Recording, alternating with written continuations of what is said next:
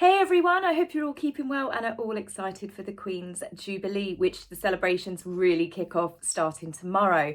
So I've decided to do one final video on some of the stuff that happened last week because predominantly I want to talk about the Jubilee, and there is a slight shadow being cast over it with Harry and Meghan and all of the drama that constantly surrounds them. And I just think the media are mass reporting. So whilst I will still speak about them if something comes up, predominantly any videos I do over this next week are going to be with the Jubilee, to do with the real royals, to do with all the fantastic things that people all over the UK and the world are doing in celebration of this absolutely historical and monumental moment for our Queen, who is now literally the third longest reigning monarch in world history. This is big, this is huge. The UK are going mad. We have got anything and everything. The floristry that is going around the UK in celebration of the Jubilee is phenomenal. These guys are artists. They really, really are. Florists are sometimes underestimated for the skills that they have. I've seen cakes, the official Jubilee cake. This is absolutely epic as well. I've also seen a full life-size version of the Queen, which is the cake. Cup of tea, slice of the Queen. A little bit creepy for me. I wouldn't want to eat it though. But then some of the cakes I've seen, you wouldn't want to eat them. They're just absolutely astounding, the skills that people have. This is a life-size version of the Queen that is knitted. Yes, the entire thing is knitted, including the corgi. And my favourite, my absolute favourite one, which is going round, are the toppers for the red post boxes. The red post boxes, like we used to have the old telephone boxes, are a very iconic image for the UK when you think of us. And these are just absolutely beautiful. They're so clever, every intricate detailed, and this is done with a pair of needles. I mean, I can finger knit.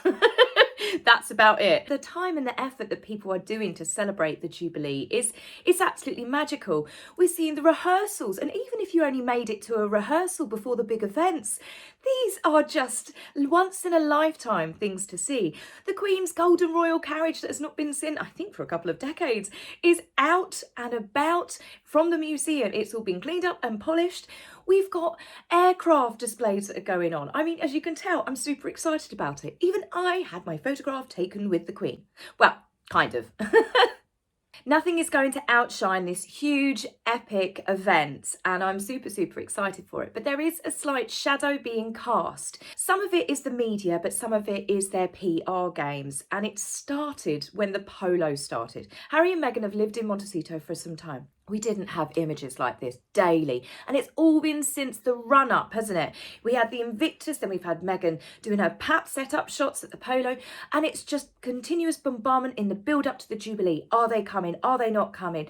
And it's so unfair because they know what they're doing, but the media, more importantly, know what they're doing, and they're playing into their hands. The coming days should absolutely just be about the celebrations and just honouring the Queen and her years and her lifetime of service and of duty, and she's just a remarkable woman. But this is where I think Harry is incredibly selfish to still be making demands over his security. He quit being part of the royal family. He hasn't quit being part of the Windsor family. I think that he and Meghan should still absolutely come over if they wanted to do that in a private capacity, but it's becoming very clear that it's not just going to be in a private capacity. Today is the day that Harry and Meghan arrive in the UK with their children reportedly, and I'm very shocked that they are coming. Their popularity is at an all-time low. Meghan's publicity stunt that she pulled last week has definitely not curried favour with the public, nor has her refusal to go see her father, who has had a serious stroke. It makes her compassion in action, and it kind of undermines that. We know that Meghan did not say anything when her uncle JJ died. She did not say anything when her uncle Mike died. She did not pay any respects to any members of her family. We know what they did when Prince Philip was dying in hospital. They did the Oprah interview where they absolutely threw a bomb at the royal family. It was absolute chaos. The pandemonium that it caused, the racist attacks, all of which most of it has been debunked as absolute fabrication. They did that while Philip lay dying, and the Queen, who was 95 years old at the time, concerned at her husband's ill health, and they still did that. That is still fresh in people's minds. The subsequent attacks that they have done since, with podcasts, with the Me You Can't See, all of this stuff they have laid on just a year ago, a tiny bit over a year ago, and here they are now wanting to be part of this historical celebration. Of course they do. There is going to be worldwide media, much the same as the reasons why I think Meghan, within 48 hours of the tragedy that happened in Uvalde, she got on a plane with an entourage and she went there to pay her respects. If she shows no compassion to actual living relatives, it's no wonder why people believe that this was not done compassionately in the way that she's trying to sell it. What has not helped is the video footage that has come out, which has not only shown Meghan having her photograph taken, it has also shown that she walked back and forth to the film crews. Lots of celebrities, politicians, even the president himself have not visited Uvalde at the time. It was literally 48 hours after the tragedy happened, when the community is still grieving. Do you know what I mean? It was still incredibly raw. So the world's media were there. And of course, Meghan came. Now, Meghan is dressed in jeans and a t-shirt. They're saying she's dressed incognito. You wouldn't go up to those crosses that have been laid in memoriam of those children, knowing that all of those TV crews from all around America, European news were there. But the fact is, if you did not want your photograph taken, you were there on a private capacity, you wouldn't have gone up to those, you wouldn't have sat down, you wouldn't have posed. Now, people thought this photograph here was Meghan checking over her photographer. That was completely debunked. That's not her photographer. That is a girl. Meghan has already come up to the crosses. She has laid down her white roses. These photographs were taken. She knew exactly what she was doing, and unfortunately for her, so does everyone else. I got slaughtered on Twitter. I got absolutely crucified by the typical racist mob. I'm attacking her because she's biracial. Now, I would have had the same opinion on any celebrity, any politician, anyone that would have gone and done that and posed for photographs. Matthew McConaughey is actually from Uvalde. He has got close ties to there, and he did not go down there because he knew it would be a circus. He has since been, but I mean, Meghan still went there 48 hours. It's still pretty much a crime scene with police everywhere. Omid Scobie, typical race baiter, he came out and did a post saying about how it's unfair that Catherine went and visited Sarah Everard's memorial in a London park, which is just 15 minutes away from Kensington Palace, where they have apartments. So Catherine has often walked through this park herself. Sarah Everard was a public memorial when Catherine went there. The members of the public, there were literally hundreds of people in their droves turning up and laying flowers. Catherine went there just with one casually dressed female security guard. She went there and she was captured briefly on someone's iPhone. A member of the public recognised her. That was then sold to the media. This is completely different to what Meghan has done. And I'll show you a quick video clip here. Referring back to that photograph where that girl was taking photographs of Meghan's roses, Meghan looks like she's leaning over her, and this is where people thought that she was checking the images. She wasn't. What's happening here is Meghan is actually pushing past her to then do, as you will see now in this clip, she's just pushed past the girl and she is walking back round the other way. This man in the khaki green shirt is so close to her taking her photographs, and she's not flinching, she's not telling him to go away, nor is her huge gymongous security guard. So you see her then walk around and she's walking towards all those TV crews that you saw there, ensuring the fact that she was captured on possibly every single camera that was there to ensure worldwide publicity. She didn't need a Netflix crew. She didn't need her own personal photographer because the media were already there. Now, I'll show you the second part of this clip. This is when they're walking back to the car. Now, bearing in mind, Meghan reportedly just went, you see the woman stroking her back, and a security guard. That to me would scream that she went there in a private capacity as such. Look as she walks over to the car. Look at this entire team of people. Looks to me like the same sort of team that she would have with Netflix crew. And you can clearly see here the second photographer running towards them, and you can just about make out photographer one in the khaki green shirt also exiting towards the car. The same team of people that was taking her photograph mere inches away from her, ensuring that they had clear and precise, perfect shots of Meghan showing her compassion in action. That is why people are angry. That's why people find it disgusting. Because if she truly went there on a private capacity, you'd avoid all of the media, wouldn't you? People said, well, it's not her fault, she'd be recognised. I'm sorry, but if Meghan still has to call him Paps for people to recognise her, I don't believe that an accurate statement. Secondly, she's got security there that could have protected her. She could have literally just turned around and said, don't take my photograph, please. There are lots of celebrities that have done mass donations. Harry Styles has donated £1 million to go towards like gun crime, gun control. Matthew McConaughey's actually gone down there, but he spent time, he wasn't posing in front of the crosses, he was there spending time with family members and stuff. Meghan could have gone and done that, spent some time as a mother with maybe the mothers of the children. I've got no personal problems with Meghan jumping on a private jet and taking as many people as she wants with her. It's her money, it's her choice. She is a mother of 2 children. Maybe she did just feel so emotional about it that she just wanted to jump on a plane and just be there and to donate some food and just feel like she was doing something rather than just sitting back and posting platitudes and stuff. She probably would have got in trouble if she'd have just done a post on the Archewell website. But it's the way that the photographs were posed. That's what's upset people, because it made her front and centre of the tragedy. But to walk up and down like in the photographs and the video footage that I've shown you, it's clearly obvious that that was definitely about her having her photograph taken. And that's why some people are upset about it. There is 1,001 things that Meghan could have done to have shown compassion, as she likes to call it, but without putting herself front and centre. That is why people have called it ghoulish, and I'm sorry, I have to agree with them. And then secondly, what has backfired on Meghan is obviously her father has had a very serious stroke. Thomas Markle has only just been released from hospital. This was a week ago it happened. He is now under care of his son, Thomas Jr.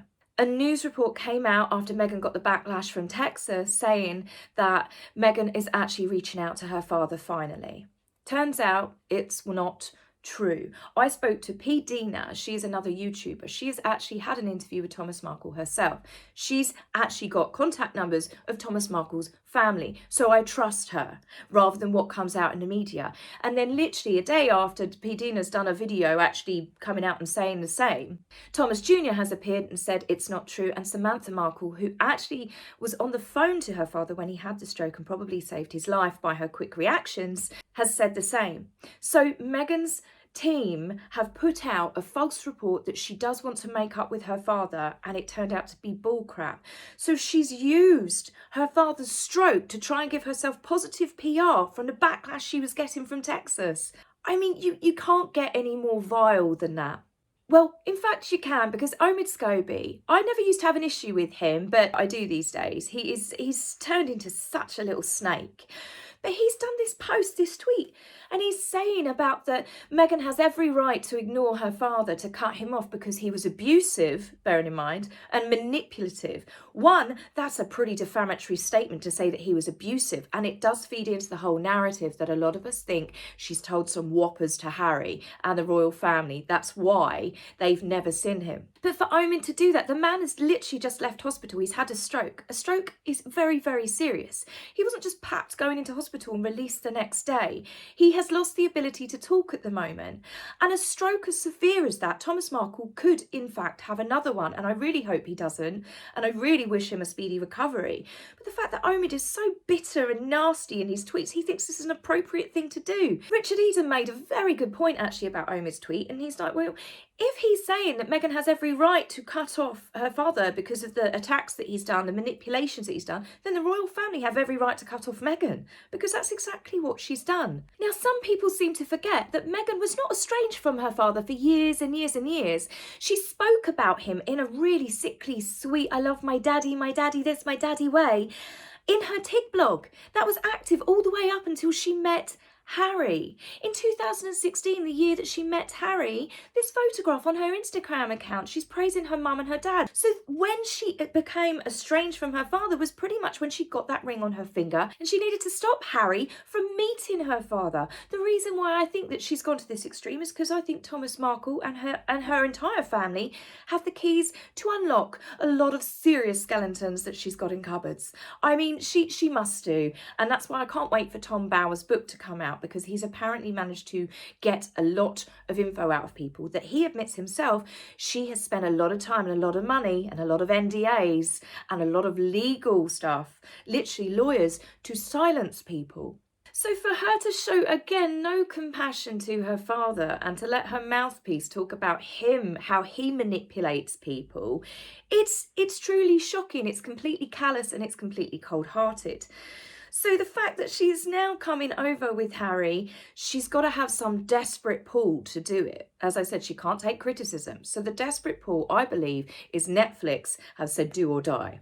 Not literally, that is a term, that is an expression. It's a case of we want our money or you've got to pay it back. You need to go over there and to do this, because I really can't understand how Meghan would risk being publicly booed without there being some serious backing for her reasons behind it. There has got to be something more than just Lily having a photograph with the Queen.